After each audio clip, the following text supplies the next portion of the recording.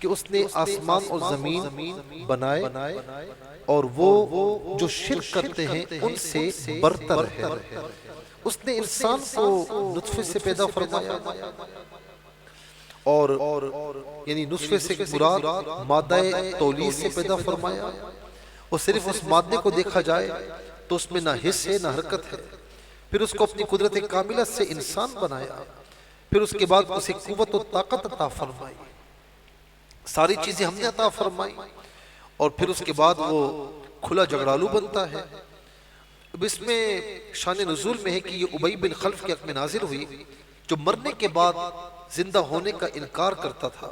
ایک مرتبہ وہ کسی مردے کی گلی ہوئی ہڈی اٹھا لایا اور نبی علیہ السلام سے کہنے لگا کہ آپ کا کیا خیال ہے، اللہ تعالیٰ اس ہڈی کو زندگی دے گا؟ اس پر یہ آیت کریمہ نازل ہوئی کہ بدبخت تو یہ بتا کہ تجھے زندگی کس نے دی ہے۔ تو اگر اپنی تخلیق کے مادے پر غور کر تو بدبودار سڑا ہوا مادہ جس میں نہ حس نہ حرکت ہے، اللہ رب العالمین نے اپنی قدرت کاملہ سے تجھے پیدا فرمایا، انسان کو پیدا فرمایا۔ جب تو جوان ہوتا ہے، قوت ملتی ہے، تو پھر ہمارا انکار کرتا ہے۔ پھر اس کے بعد اللہ رب العالمین نے آیت نمبر 5 سے پے در پہ اپنی نعمتوں کا جو ہے وہ اظہار فرمایا۔ وَالْأَنْعَامَ خَلَقَهَا، چوپائے پیدا کیے، ان میں تمہارے لیے گرم لباس ہیں، منفعتیں ہیں، اور ان میں سے تم کھاتے بھی ہو۔ اللہ اکبر، کیا باتیں فرمائیں؟ یہ جتنے چوپائے ہیں جن کے گوشت کو انسان کھاتا ہے، شرعی طریقے سے ذبح کرتا ہے پھر کھاتا ہے، تو فرمایا کہ تم ایک کام نہیں لیتے ہیں، اس میں تمہارے لیے گرم لباس بھی ہیں، ان کی سکن سے کیا کچھ نہیں بنتا، جوتے ان کی کھال سے بنتے ہیں، جیکٹس کتنے لباس ان کی کھالوں سے بنتے ہیں، ومنافع، اس کے علاوہ کتنے فائدے ہیں تمہارے، اور تم اس میں سے کھاتے بھی ہو۔ پھر اسی طرح فرمایا آیت نمبر 6 میں وَلَكُمْ فِيهَا جَمَالٌ حِينَ تُرِيحُونَ وَحِينَ تَسْرَحُونَ، یہ جو جانوروں کا کام کرتے ہیں نا ان کو پتہ ہوتا ہے، جو عام طور پر گاؤں دیہات میں ہوتے ہیں، جانور پالتے ہیں، ریوڑ کے ریوڑ ان کے پاس ہوتے ہیں، تو فرمایا تم انہیں دیکھ کر کتنے خوش ہوتے ہو، جب تم صبح لے کر جاتے ہو، جب شام کو لے کر آتے ہو، چرنے کے لیے چھوڑتے ہیں تمہارے سامنے، وہ چر رہے ہوتے ہیں، تم کتنا خوش ہوتے ہو۔ اب اس کو محمول کیا جائے آج کل کی نعمتوں پر بھی کہ ہم کاروبار کرتے ہیں، ہمارا کاروبار پھلتا پھولتا ہے تو ہم کتنا خوش ہوتے ہیں دیکھ دیکھ کر۔ تو اللہ رب العالمین فرماتا ہے کہ بندے ہم نے تیرے لیے پیدا کیا ہے۔ وَتَحْمِلُوا أَثْقَالَكُمْ إِلَىٰ بَلَدٍ لَمْ تَكُونُوا بَالِغِيهِ إِلَّا بِشِقِّ الْأَنفُسِ، آیت نمبر 7، جو سامان تم نہیں اٹھا سکتے وہ تم جانوروں پر لادتے ہو۔ کبھی دیکھا ہے، میں اکثر یہ بات کہتا ہوں، کبھی ہاتھی کو دیکھا ہے کہ وہ انسان کو لگام سے تھامے چلا رہا ہو؟ انسان ہے کیا اس کے سامنے، ایک پاؤں مارے انسان دب جائے، پتہ بھی نہ ہو انسان کا۔ کبھی اونٹ کو دیکھا کہ وہ کسی انسان کو لگام تھامے لے کر جا رہا ہو آگے آگے، اور پیچھے پیچھے انسان ہو اور اس پر حکم چلا رہا ہو؟ یہاں تک کہ کبھی آپ نے سرکس میں دیکھا کہ شیر انسان کو چلا رہا ہو، کھلا رہا ہو، اسے اچھلنے کودنے پر مجبور کرے، لیکن انسان ہے وہ شیر کو بھی سدھار لیتا ہے، اسے بھی سرکس میں اونچ نیچ کرنے پر مجبور کر دیتا ہے۔ اسی طریقے سے یہ انسان ہے جو ہاتھی پر سوار ہو جاتا ہے، ہاتھی کو اپنے حکم سے یہاں لے کر جائے گا، یہاں لے کر جائے گا۔ یہ انسان ہے جو اپنے سے کئی گنا بڑے اونٹ پر سامان لاد کر کہاں سے کہاں لے جاتا ہے، گھوڑے پر، کھچروں پر اور گدھوں پر۔ فرمایا کہ تو دیکھ تو صحیح تجھے اللہ رب العالمین نے کیسے پیدا فرمایا ہے۔ وَتَحْمِلُوا أَثْقَالَكُمْ إِلَىٰ بَلَدٍ لَمْ تَكُونُوا بَالِغِيهِ إِلَّا بِشِقِّ الْأَنفُسِ، جو سامان تو اٹھا کر نہیں لے جا سکتا تو ان پر اٹھا کر لے جاتا ہے۔ آج کل چلے ٹھیک ہے، سوزوکیاں ہیں، مال گاڑی ہے، ساری چیزیں ہیں، لیکن آج بھی آپ دیکھیں کہ ان جانوروں یعنی اونٹ گاڑی بھی آپ دیکھتے ہوں گے، گھوڑا گاڑی بھی دیکھتے ہوں گے، گدھا گاڑی بھی دیکھتے ہوں گے، پیچھے لوگ بیٹھے ہوئے ہوتے ہیں یا سامان لادا ہوا ہوتا ہے اور گدھا گھوڑا یا اونٹ لے کر جا رہا ہوتا ہے۔ پھر فرمایا کہ وَالْخَيْلَ وَالْبِغَالَ وَالْحَمِيرَ لِتَرْكَبُوهَا وَزِينَةً، اور گھوڑے، خچر، گدھے تمہاری سواریاں بنتے ہیں، تمہاری لیے زینت کا باعث ہے۔ اس دور میں یہ عمارت کی نشانی کیا تھی؟ عمارت کی کہ کوئی امیر ہے کیسے پتہ چلتا تھا؟ اس کے پاس گھوڑے ہوتے تھے، اس کے پاس خچر ہوتے تھے، اس کے پاس جو ہے وہ گدھے ہوتے تھے یا سواری کی اور چیزیں ہوتی تھی، تو لوگ سمجھتے تھے کہ بھئی بڑا امیر و کبیر ہے۔ تو آج اگر آپ یہ دیکھ لیں، گاڑیاں ہیں، یہ ساری چیزیں ہیں، یہ ساری انسان کے لیے پیدا فرمائی ہیں۔ وَيَخْلُقُ مَا لَا تَعْلَمُونَ، اس دور میں تو گاڑی نہیں تھی، ہوائی جہاز نہیں تھا، ٹرین نہیں تھی، لیکن اللہ رب العالمین نے فرما دیا کہ وہ پیدا کرے گا جس کی تمہیں خبر بھی نہیں ہے۔ اور آج بھی یہ آیت ہمیں پکار رہی ہے۔ آج سائنس نے کتنی ترقی کر لی، ٹیکنالوجیز کہاں سے کہاں چلی گئی ہیں، لیکن آئندہ آنے والے 50 سال میں کیا کچھ آئے گا ہمیں نہیں پتا۔ ہم نے بچپن میں کبھی سوچا تھا کہ ویڈیو کالز ہوں گی؟ نہیں سوچا تھا نا، ہو رہا ہے۔ ہم نے بچپن میں سوچا تھا کہ اے آئی آ جائے گا، آ گیا۔ ہم نے بچپن میں کبھی سوچا تھا کہ یہ چیٹ جی پی ٹی آئے گی، آ گئی، میٹا آ گیا۔ اب ایک سوال کرتے ہیں یوں جواب آ جاتا ہے۔ اے آئی کے ذریعے کیا کچھ نہیں ہو رہا، ڈیپ فیک کے ذریعے اسی انسان کی آواز بنا لی جاتی ہے، کیا کچھ آئندہ 50-100 سالوں میں کیا کچھ ہوگا۔ وَيَخْلُقُ مَا لَا تَعْلَمُونَ، وہ سب قرآن میں داخل ہے۔ قرآن کہہ رہا ہے کہ اللہ رب العالمین تمہارے لیے کیا کیا پیدا فرمائے گا، تمہیں خبر بھی نہیں، تم جانتے نہیں ہو۔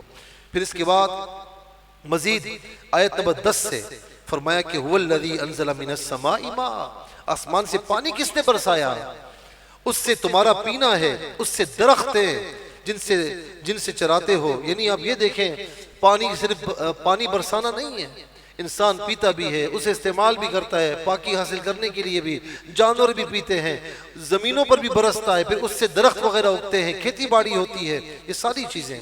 ينبت لكم بالزرع والزيتون والنخيل والأعناب ومن كل الثمرات إن في ذلك لآية لقوم يتفكرون، اس پانی سے تمہاری لیے کھیتی اگاتا ہے، زیتون، کھجور، انگور، ہر قسم کے پھل۔ کیوں؟ اس میں نشانی ہے اس قوم کے لیے کہ جو تفکر کرنا چاہے۔ پھر فرمایا کہ وَسَخَّرَ لَكُمُ اللَّيْلَ وَالنَّهَارَ، یہ دن اور رات کس کے لیے ہیں؟ یہ کس کے لیے مسخر کیے ہم نے؟ تمہارے لیے۔ وَالشَّمْسَ وَالْقَمَرَ، سورج اور چاند ایک اندازے کے مطابق روزانہ اپنی ڈیوٹیز نبھاتے ہیں، چاہے رات ہو چاہے دن ہو۔ کبھی دیکھا ہے کہ رات ضرورت سے زیادہ لمبی ہو جائے؟ کبھی دیکھا ہے کہ دن ضرورت سے زیادہ ہو جائے؟ نہیں، سورج اپنے وقت پر آئے گا، اپنے وقت پر غروب ہوگا، دن اپنے وقت پر اجالا کرے گا، رات اپنے وقت پر اندھیر کرے گی۔ وَالنُّجُومُ مُسَخَّرَاتٌ بِأَمْرِهِ، یہ سورج، چاند، ستارے، یہ سب اس کے حکم سے تمہارے لیے مسخر ہے۔ ان فی ذلک لآیات لقوم یعقلون، یہ آیت نمبر 12، اس میں نشانیاں ہیں اس قوم کے لیے جو عقل رکھے۔ پھر اس کے بعد فرمایا کہ کیا کچھ تمہارے لیے نہیں کیا۔ آیت نمبر 14 میں وہی ہے جس نے تمہارے لیے دریا مسخر کی ہے تاکہ اس میں سے تم تازہ گوشت کھاؤ، مچھلی نکالتے ہو کھا جاتے ہو۔ وَتَسْتَخْرِجُوا مِنْهُ حِلْيَةً تَلْبَسُونَ، صرف مچھلیاں نہیں کھاتے ہیں، فرمایا کہ اس میں سے تم گہنے نکالتے ہو جسے تم پہنتے ہو، کتنے موتی، کیا کچھ نہیں نکلتا۔ تو اس میں کشتیاں دیکھے کہ پانی چیر کر چلتی ہیں، اور اس لیے کہ تم اس کا فضل تلاش کرو اور کہیں میرا احسان مانو، شکر گزاری کرو۔ آپ دیکھیں کہ دریا میں، سمندر میں اگر آپ کوئی چیز ڈالیں، بھاری چیز، ڈوب جاتی ہے، کشتی نہیں ڈوبتی، شپ نہیں ڈوبتا، وہ پانی کو چیر کر چل رہا ہوتا ہے۔ اور آج آپ دیکھیں، میں نے تو ایک ملک میں کئی منزلہ شپ میں نے دیکھا، کئی منزلہ، پورا شہر آباد ہے، تو دیکھ کر اللہ تعالیٰ کی قدرت کا شاہکار نظر آتا ہے کہ کس طرح پانی کے اوپر چل رہا ہے، یہاں سے وہاں جا رہا ہے، لوگوں کو لے کر جا رہا ہے۔ فرمائی یہ ساری چیزیں ہم نے تیرے لیے پیدا فرمائی۔ یہ کرتے کرتے آیت نمبر 18 میں فرمایا وَإِن تَعُدُّوا نِعْمَةَ اللَّهِ لَا تُحْصُوهَا، کون کون سی نعمتیں میں گنواؤں؟ اللہ رب العالمین فرماتا ہے تم شمار کرنا چاہو گے نا، تم گن نہیں سکتے ہو کہ ہم نے تم پر کتنی نعمتیں نازل فرمائی ہیں۔ ان اللہ لغفور الرحیم، بے شک اللہ بخشنے والا مہربان ہے۔ اس کے باوجود تم پھر اوروں کو پوچھتے ہو جنہوں نے تمہارے لیے کچھ بھی نہیں بنایا، بتوں کو پوچھتے ہو انہوں نے کیا بنایا تمہارے لیے؟ اللہ اکبر، تم نے اپنے ہاتھوں سے انہیں بنایا ہے، اپنے ہاتھوں سے بت بنا کر تم انہی کی پوجا کرتے ہو۔ یہ کیا عقل کے خلاف نہیں ہے؟ عقل کے خلاف بھی ہے، شریعت کے خلاف بھی ہے۔ اموات غیر احیاء، وہ مردے ہیں، وہ تو زندہ نہیں ہیں، انہیں خبر ہی نہیں ہے کہ کب اٹھائے جائیں گے لوگ۔ الہکم الہ واحد، تمہارا ایک اللہ ہے۔ تو جو آخرت پر ایمان نہیں لاتے ان کے دل منکر ہیں اور وہ مغرور ہیں۔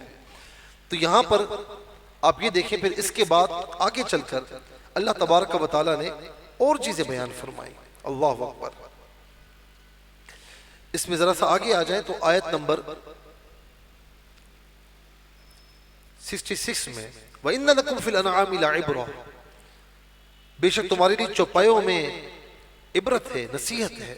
نُسْقِيكُم مِّمَّا فِي بُطُونِهِ مِن بَيْنِ فَرْثٍ وَدَمٍ لَبَنًا خَالِصًا سَائِغًا لِلشَّارِبِينَ، ہم تمہیں پلاتے ہیں اس چیز میں سے جو ان کے پیٹ میں ہے، اللہ اکبر، گوبر اور خون کے بیچ میں سے خالص دودھ جو تم پیتے ہو، صحت حاصل کرتے ہو۔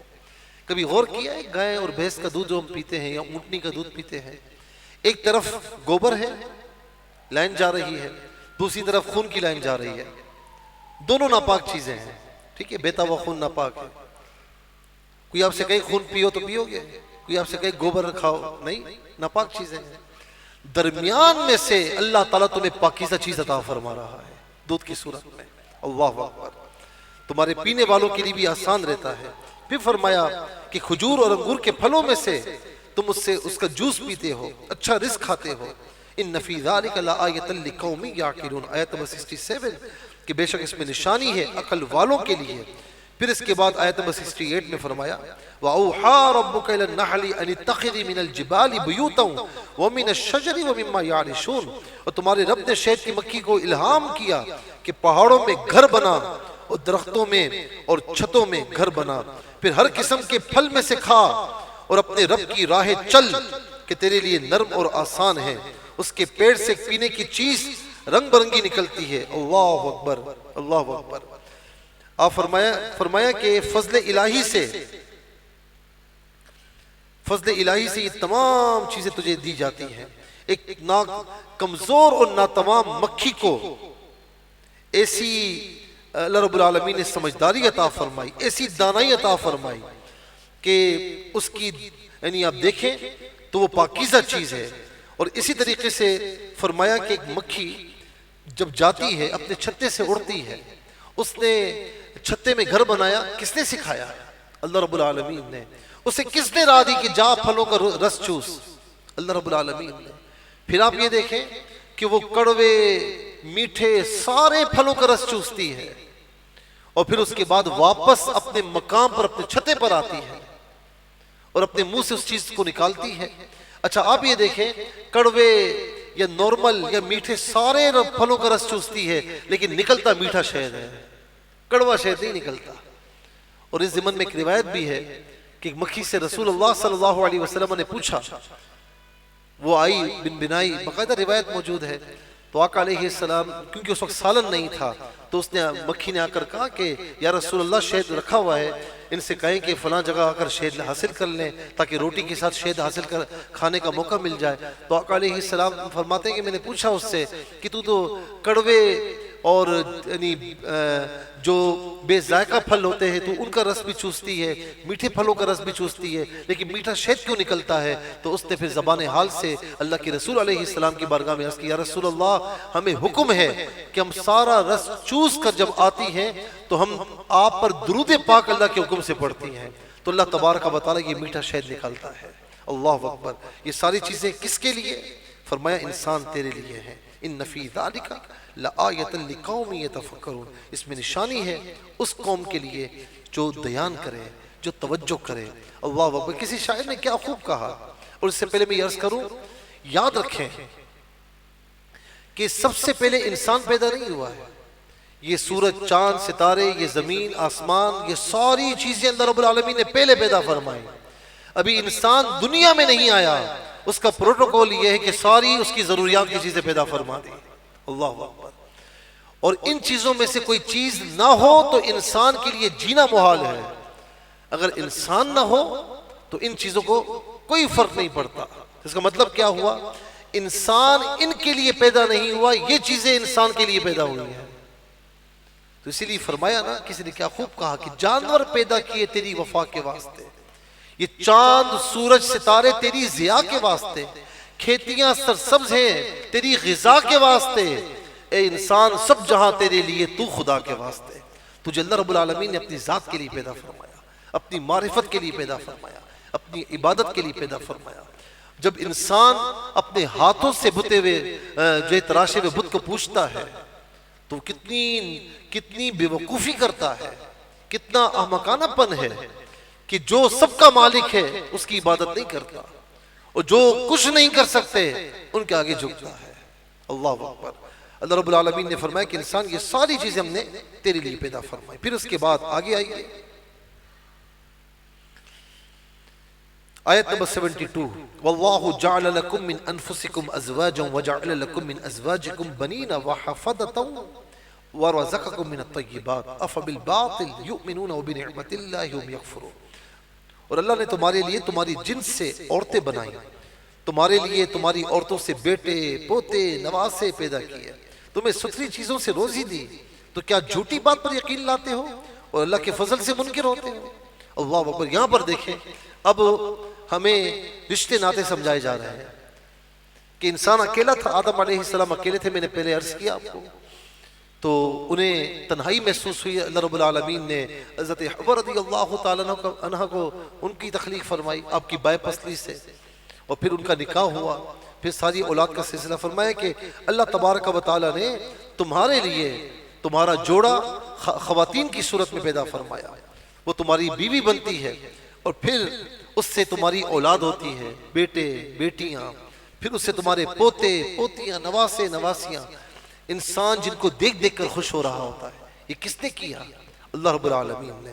اور پھر اس کے بعد فرمایا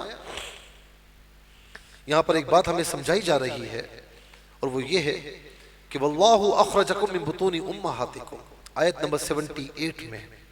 کتنی پیاری بات ہے کہ تمہیں تمہاری ماں کے پیٹ سے کس طرح پیدا کیا. کبھی تم نے سوچا تم بے جان نطفہ ٹھہرے تھے ماں کے پیٹ میں، پھر تمہیں خون کی پھٹک بنائی، پھر اس کے بعد 4 مہینے یعنی یوں سمجھ لیں 40 دن کے بعد خون کی پھٹک بنائی، پھر 40 دن کے بعد گوشت کا لوتھڑا بنایا، پھر 40 دن کے بعد اس میں روح پھونکی. تم ماں کے پیٹ میں 9 مہینے رہے، تمہیں غذا کس نے پہنچائی؟ وہاں پر غذا پہنچانے کا کوئی انتظام ہے؟ نہیں ہے. کوئی راستہ ہے؟ نہیں ہے. اللہ رب العالمین تمہیں وہاں بھی غذا پہنچاتا ہے. پھر اس کے بعد تم دنیا میں آتے ہو، لا تعلمون شیئا، تم کسی چیز کو نہیں جانتے. وجعل لکم السمع والابصار والافئدہ، اس نے تمہارے کان بنائے، تمہاری آنکھیں بنائی، تمہارا دل بنایا. لعلکم تشکرون، تاکہ تم اللہ کی بارگاہ میں شکر ادا کرو. اور اس کے بعد فرمایا کہ کیا انہوں نے پرندے نہیں دیکھے؟ حکم کے باندھے آسمان کی فضا میں انہیں کوئی نہیں روکتا سوائے اللہ کے، بے شک اس میں نشانیاں ہیں ایمان والوں کو. پھر اس کے بعد آیت نمبر 80 میں واللہ جعل لکم من بیوتکم سکنا، اللہ نے تمہیں گھر دیے بسنے کو، تمہارے لیے چوپایوں کی کھالوں سے کچھ گھر بنائے. پرانے وقتوں میں ان کی کھالوں سے خیمے بنائے جاتے تھے، گھر بنائے جاتے تھے جو تمہیں ہلکے پڑتے تمہارے سفر کے دن اور منزلوں پر ٹھہرنے کے دن. اللہ اکبر. اور ان کی اون سے تم کیا کچھ نہیں بناتے، ان کے بالوں سے تم کیا کچھ نہیں بناتے ہو، اپنے برتنے کی چیزیں بناتے ہو. ایک وقت تک جب تک تم زندہ ہو تم اس سے فائدے حاصل کرتے ہو.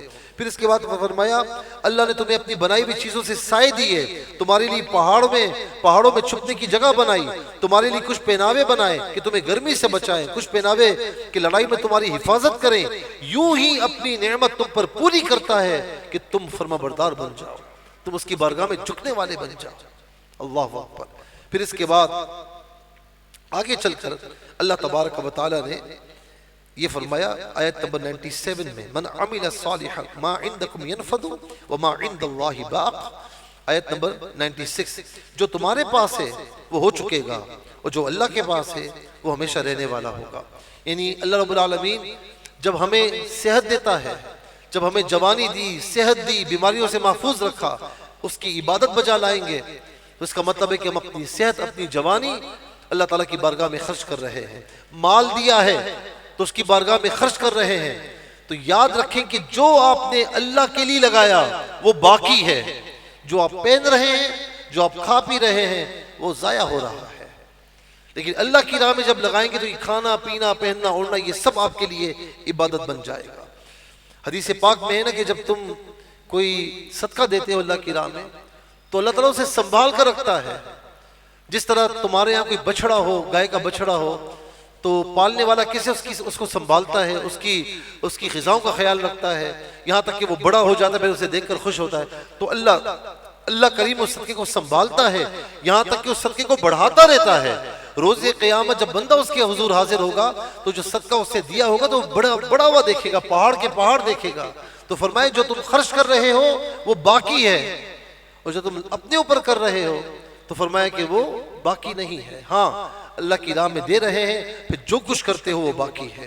پھر اس کے بعد فرمایا کہ آیت نمبر 97 میں کہ جو اچھا کام کرے مرد یا عورت ہو اور مسلمان ہو تو ہم ضرور اسے اچھی زندگی عطا فرمائیں گے، اسے فرمایا کہ دنیا میں رزق حلال اور قناعت عطا فرمائیں گے، آخرت میں جنت کی نعمتیں دیں گے۔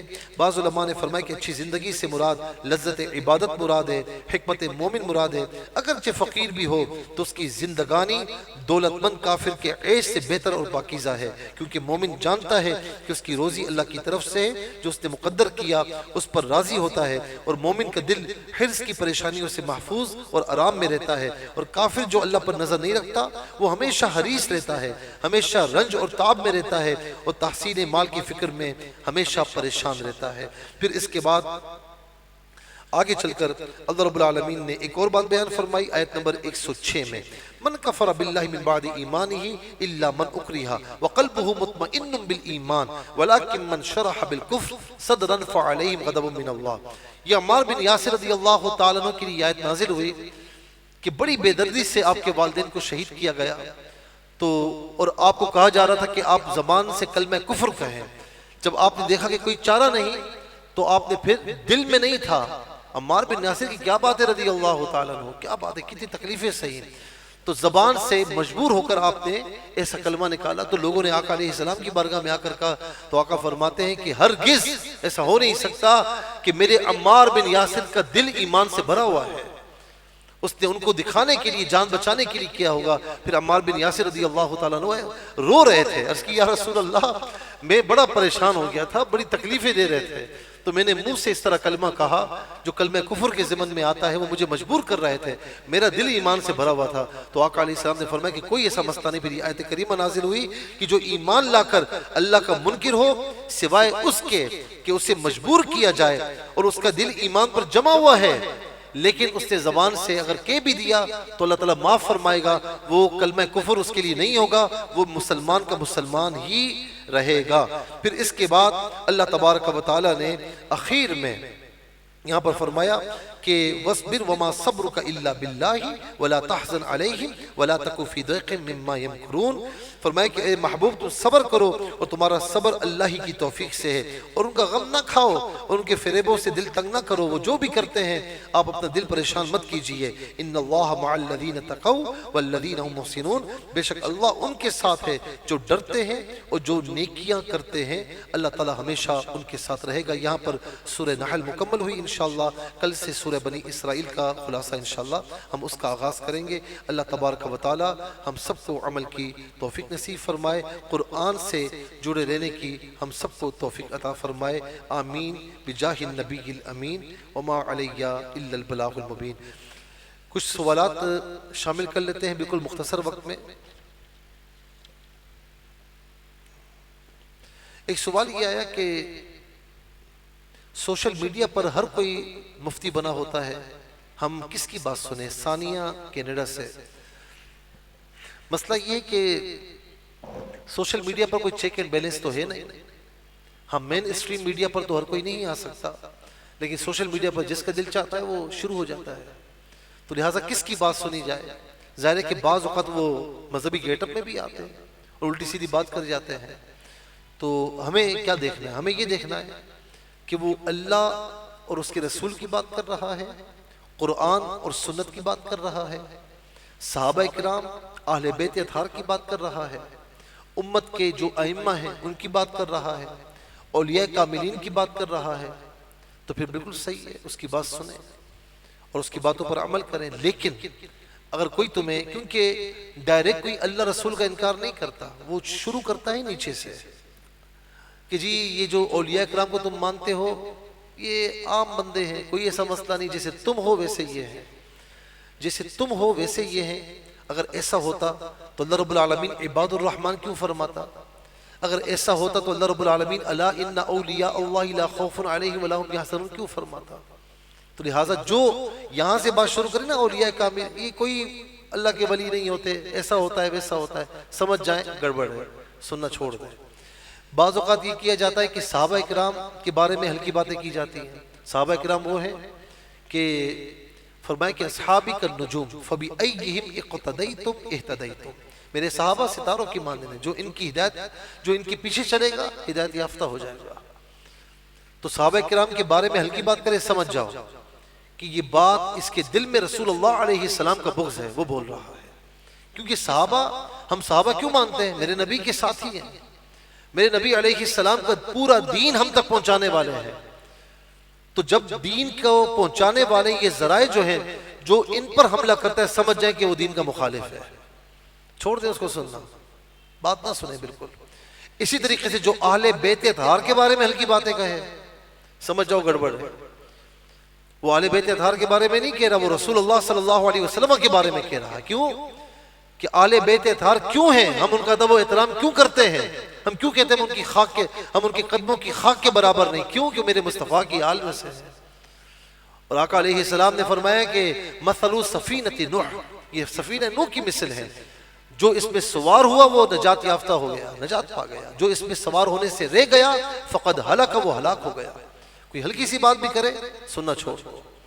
اسی طریقے سے احادیث کے بارے میں کہ جی رسول اللہ صلی اللہ علیہ وسلم کے کافی عرصے بعد یہ احادیث مدون ہوئی، یہ ہوا یہ ہوا، سمجھ جائیں گڑبڑ ہے۔ تو ایسی کوئی بھی بات جو دین کے خلاف جاتی ہو یا جو ہمارے معتقدات ہیں، جو ہمارے عقیدے ہیں، ان کے خلاف جاتی ہو، بالکل اس کو سننا چھوڑ دیں۔ تو یہ اپنا معیار رکھیں، قرآن و سنت، اللہ تعالیٰ اور اس کا رسول، صحابہ کرام، اہل بیت اطہار، ائمہ مجتہدین، اولیاء کاملین، جو ان سے ہٹ کر بات کرے تو اس کی بات نہیں سننی، جو ان کے مطابق بات کرے سر آنکھوں پر ہے۔ اس کے بعد ایک سوال ہوا کہ نعت خوانوں پر نوٹ اڑانے کی شرعی حیثیت کیا ہے؟ نوید عالم صاحب نے کراچی سے یہ پوچھا ہے۔ تو دیکھیں، نوٹ اڑانا یہ تو اچھی بات نہیں ہے، نوٹ اڑانا یہ اچھی بات نہیں، یہ آپ نعت خوانوں کو بھی خراب کرتے ہو۔ تو ظاہر ہے کہ جب نوٹ آتا کس کو برا لگتا ہے؟ کسی کو برا نہیں لگتا، نہ آپ کو لگتا ہے نہ کسی کو برا نہیں لگتا۔ یہ اچھی بات نہیں، کیوں کہ یہ کسی کی مشابہت ہے، اور حضور نبی کریم علیہ السلام نے مشابہت سے منع فرمایا کہ جو جس قوم کی مشابہت کرتا ہے وہ اسی میں سے ہوتا ہے۔ یہ تو ناچ گانوں میں یوں اڑائی جاتا ہے، یہ غلط ہے، ایسا نہیں کرنا چاہیے بالکل۔ ہاں، نعت خواں اگر جو ہے وہ غیر شرعی طریقے سے اچھل کر اور عجیب و غریب کلام پڑھ رہا ہے، ان سے تو پڑھائے بھی نہیں آپ۔ وہ نعت خواں کہ جو حضور نبی کریم علیہ السلام کی محبت میں گم ہو کر پڑھتا ہے، اب اس کا کلام سنیں، کچھ پیش کرنا چاہیں تو ادب و احترام سے پیش کریں۔ یہ اڑانا یہ شریعت کے حساب سے درست نہیں ہے۔ علماء کرام اس سے منع فرماتے ہیں کہ غلط چیز کی مشابہت ہے، دینا ہے تو اچھے طریقے سے اس کو پیش کریں۔ اور نعت خوانوں کو بھی چاہیے کہ وہ اس کی لالچ نہ رکھیں، اصل لالچ محبت مصطفیٰ ہونی چاہیے، اصل لالچ عشق مصطفیٰ ہونی چاہیے۔ کوئی پیش کر دے تو کوئی بات نہیں، جو پیش نہ کرے تب بھی کوئی بات نہیں۔ اور لالچ ہے یا نہیں، یہ کیسے آپ وہ کر سکتے ہیں کہ کبھی کوئی آئے اور اسے کسی نے کچھ پیش نہیں کیا اور دوبارہ اس کو بلایا تو وہ فوراً آ جائے، تو سمجھ جائے کہ یہ صحیح ہے۔ اور اگر دوبارہ آنے میں وہ کہے نہیں میں نہیں آتا، آپ لوگوں نے پہلے بھی یہ کیا تھا، تو سمجھ جائے کہ دال میں کالا ہے۔ نعت خواں تو نعت خواں ہوتا ہے، وہ محبت مصطفیٰ میں جو ہے وہ ڈوب کر پڑے تو پھر کیا ہی بات ہے۔ تو لہٰذا پیش کرنا ہے تو ادب و احترام سے یوں کر کے پیش کریں، یہ اڑانا منع ہے۔ پھر اس کے بعد ایک سوال یہ ہوا کہ کیا قمیض شلوار مسلمانوں کا لباس ہے؟